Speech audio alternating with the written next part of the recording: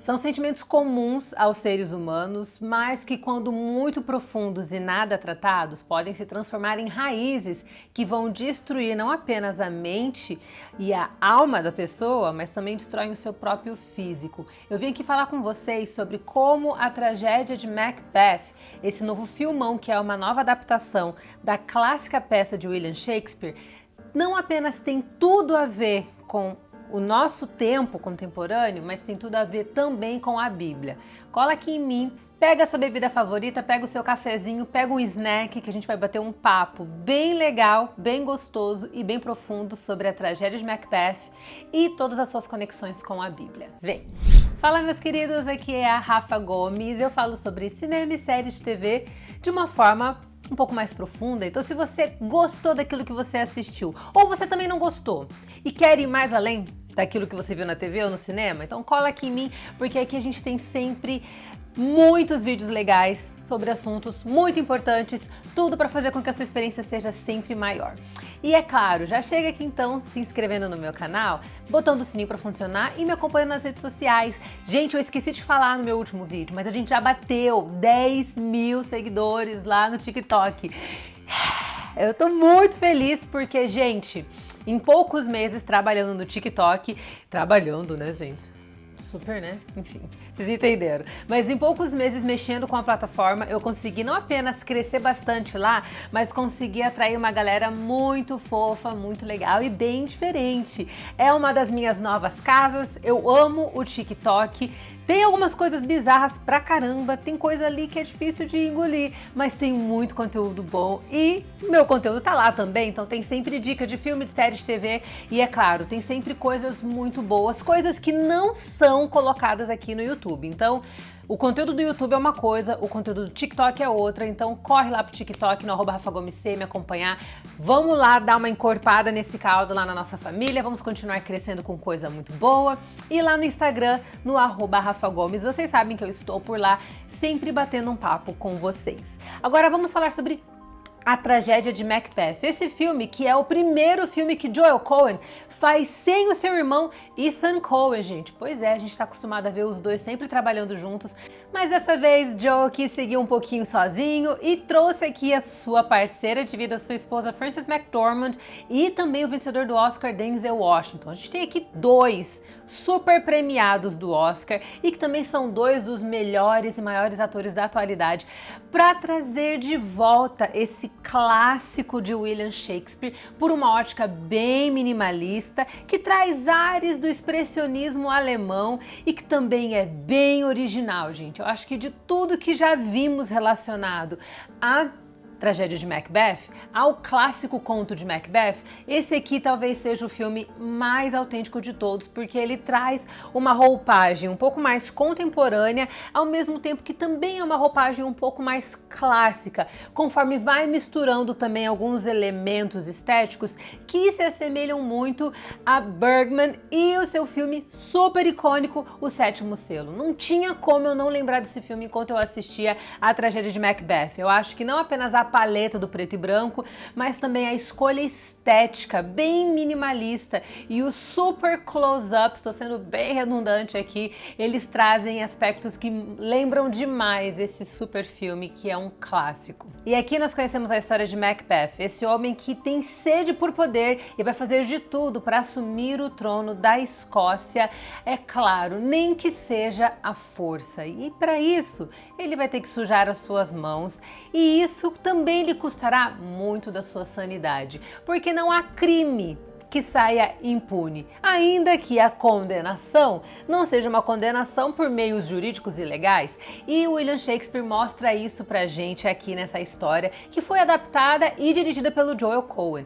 Uma adaptação incrível que, visualmente falando, é um espetáculo. Esse é um filme que traz ares épicos, é uma epopeia gigantesca mesmo, sendo também aqui um pouquinho redundante, mas ao mesmo tempo que ela se apresenta como uma epopeia, ela é absolutamente minimalista em todas as suas características estéticas. E vocês sabem que eu sou uma pessoa apaixonada por design de produção, eu amo essa parte do cinema, porque eu acho que muito de uma boa história é contado também por meio da estética do filme. E aqui, Macbeth não seria tão grandioso se não fosse uma combinação fenomenal de atuações excepcionais, de um trabalho de figurino incrível que também tem uma pegada um pouco mais minimalista, de um design de produção e também, gente, de uma produção sonora incrível, que fazem toda essa mistura sensacional, fazendo com que esse filme seja uma experiência visual que mescla muito áreas teatrais e, é claro, adaptando esses aspectos, essas características mais do teatro para uma linguagem mais cinematográfica. Eu achei que esse é um filme surpreendente. Obviamente que ele é um filme um pouco mais conceitual, um pouco muito conceitual, né? Mas os irmãos Coen, eles estão acostumados a trabalhar nesse sentido. E Macbeth vai um pouquinho mais além nessa linha e se transforma num épico contemporâneo. Eu fico muito feliz, não apenas de ver Shakespeare voltando às telonas de forma ainda mais suntuosa e grandiosa, mas também em adaptações que tem tudo para se transformar nos novos clássicos que as futuras gerações babarão em cima, sabe? Porque nós temos os clássicos dos anos 50, 60, 40, vocês sabem que eu amo musicais dos anos 50 e 60 e eu consigo nitidamente enxergar a tragédia de Macbeth, fiquei toda arrupiada aqui quando eu falei isso. Eu consigo enxergar esse filme sendo um daqueles filmes que daqui 20, 30 anos as pessoas vão falar e vão realmente delirar refletindo sobre a beleza desse filme. É incrível a escolha que o Joel Coen fez aqui de diversas formas, não apenas porque esse é um filme que transcende a própria origem do texto. Esse é um filme que traz aqui um casal mais velho, um casal na casa dos 60 anos. Nós não temos esse entendimento de que se trata de um casal um pouco mais velho, mas Joel Coen subverteu essa questão do texto original da peça de William Shakespeare e trouxe aqui dois veteranos no cinema e também transcendeu até um pouco das questões raciais, porque isso não é absolutamente nada importante aqui na trama. E esse é um ponto que eu amei demais no filme, porque nós temos essa mistura de personagens, nós temos atores brancos, nós temos atores negros e isso independe dentro da trama. Então esse não é um filme que, por ter sido escrito por William Shakespeare em determinado período histórico, nós teríamos que ter personagens que fossem brancos. Não, isso na verdade é muito irrelevante aqui dentro da trama e é apenas um detalhe que no fim do dia faz com que o filme se torne ainda mais rico, porque é um filme que conseguiu romper várias barreiras e conseguiu fazer com que isso não se tornasse o ponto focal da trama, tipo, o grande destaque é a faixa etária mais avançada dos atores, ou o fato de ter rompido barreiras raciais. Não, esses são detalhes importantes que também falam muito de representatividade, mas eles não afetam o teor do roteiro, eles não afetam o teor da narrativa. Eles são elementos que complementam uma narrativa, um filme que por si só é brilhante do começo ao fim. É um filme curto também, o que eu fiquei super feliz. O roteiro ele é muito apurado, ele é muito preciso, ele é muito aparado, então a trama ela não procrastina em momento algum. Mas agora que nós falamos sobre o filme de uma forma um pouquinho mais geral, porque se a gente fosse falar muito sobre o filme, a gente ia se aprofundar ainda mais, eu quero pegar tudo isso que a gente vê em A Tragédia de Macbeth e trazer aqui para o contexto da Bíblia, porque vocês sabem que tudo que eu posso trazer para o contexto da Bíblia, eu trago, e a gente sabe que não tem como tirar a Bíblia do contexto sociocontemporâneo, porque ele é um texto não apenas muito atual e seguirá sendo atual, até porque é a verdade de Cristo. E o que a gente vê aqui em A Tragédia de Macbeth é justamente a sede pelo poder e o quanto esses pensamentos gananciosos, essa índole má de Macbeth, que também faz parte da essência humana de forma geral, ela acaba não apenas corroendo os poucos princípios que ele tinha, mas corrói e consome a sua mente, a sua alma e o seu corpo. A gente assiste aqui ao longo de 1h47 Macbeth e a sua esposa, a Lady Macbeth, definharem por conta do poder que eles adquiriram de forma injusta. Tudo aquilo, gente, que a gente conquista de forma injusta, de forma ilegal de forma incorreta tem um peso. Tem pessoas que talvez por serem sociopatas ou psicopatas, elas percebem essas coisas nas suas mentes de forma diferente. Mas falando de pessoas que têm a índole correta, que não se enquadram na sociopatia e que não se enquadram na psicopatia, fato é que tudo aquilo que é feito de forma errada, de forma injusta, de forma ilegal, vai exercer um peso sobre a sua consciência, vai exercer um peso sobre a consciência humana. Não tem como a impunidade passar ilesa na nossa mente quando a gente comete atos que são dessa magnitude, que são dessa dimensão e que têm impactos tão grandiosos como a gente vê aqui. E o que faz com que A Tragédia de Macbeth seja um filme tão profundo e que não seja apenas um filme sobre tirania e também sobre tomar posse de um reino que não é seu por formas injustas, é justamente a essência dos personagens, porque aqui os nossos dois protagonistas, que são obviamente o foco central da trama, eles definham diante do peso da consciência. E a Bíblia fala muito sobre isso, sobre frutos do Espírito, sobre comportamentos que são reprováveis e sobre como o peso do pecado corrói a nossa mente, corrói a nossa alma, corrói o nosso coração.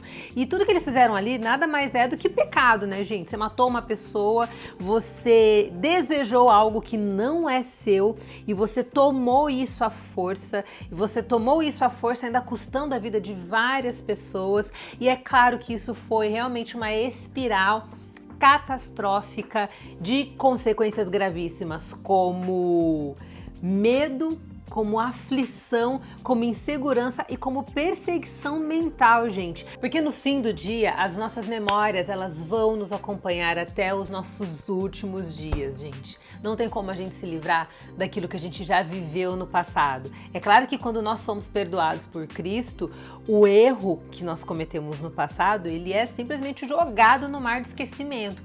Mas a verdade é que a memória permanece, né? A gente lembra, quando a gente é perdoado, a gente lembra e aquilo não causa mais dor. Mas quando não há perdão, aquele pecado que se incrustou na nossa mente, se incrustou no nosso corpo, ele vai consumindo o nosso ser. E a gente sabe também que abismo puxa abismo, né, gente? Quando você faz algo errado e você tá tentando corrigir esse erro fazendo outra coisa errada, é um abismo puxando o outro. É mais ou menos tentar sustentar uma mentira contando outras mentiras. Só que aqui a gente vê isso de uma proporção muito maior, né, gente?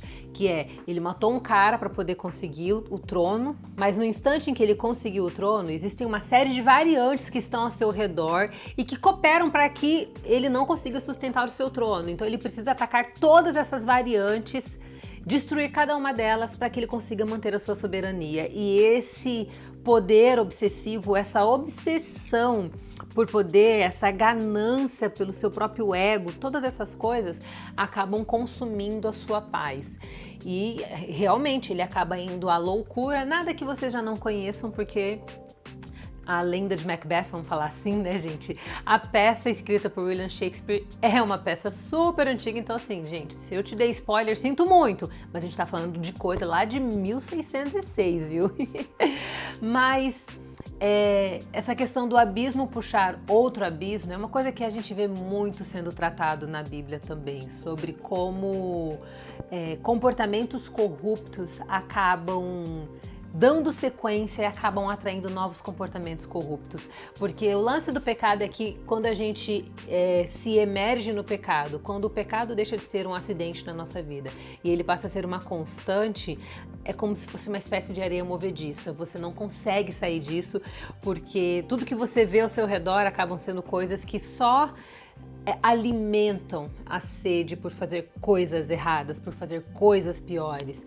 E quando nós somos domados pelo nosso próprio ego, quando o nosso ego é o que direciona as nossas decisões, gente, não tem como a gente não cair numa espiral de abismos, porque a partir do momento que o nosso ego entra em cena para tomar as decisões que nós deveríamos tomar sabiamente, segundo os princípios de Deus, não tem como o trem funcionar, não tem como as coisas darem certo, né? Trazendo coisas um pouco mais específicas aqui nessa nossa correlação entre a Tragédia de Macbeth e a Bíblia, tem alguns versículos muito específicos lá do livro de Provérbios que dizem tudo, gente. E eu vou trazer aqui alguns para vocês conseguirem entender como a tragédia de Macbeth acaba sendo uma representação muito prática e muito visual do que muitas coisas Deus disse lá em Provérbios por meio de Salomão. E lá em Provérbios 16:18 diz o seguinte: a soberba precede a ruína e a altivez do espírito precede a queda. Não é exatamente o que aconteceu com Macbeth nesse filme,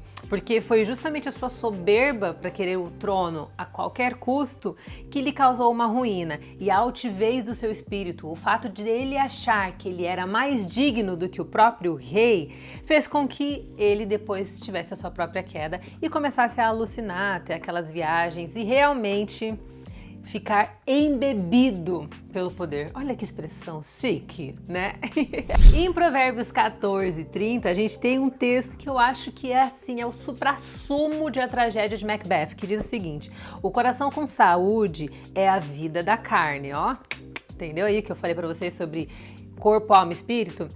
Mas a inveja é a podridão dos ossos. Esse texto é um texto muito bom, porque a gente vê o quanto Macbeth foi consumido pela inveja e o quanto isso acabou fazendo com que a sua saúde definhasse, afetando até mesmo a saúde do seu físico, né? Que é o que a gente vê aqui quando o texto diz: o coração com saúde é a vida da carne, mas a inveja é a podridão dos ossos. Quando você tem saúde no coração, saúde emocional aqui, o seu físico, ele também acaba sendo uma extensão disso. Mas a inveja no coração, a inveja na alma, acaba também afetando na ruína dos ossos, a ruína do nosso corpo. Eu amo o quanto a Bíblia é muito clara em coisas tão importantes e infelizmente ainda tem muita gente que acha que o texto bíblico é um texto aleatório. Só que se você pegar para ler, não tem como você não enxergar não apenas a riqueza da palavra de Deus, mas se você fizer um estudo histórico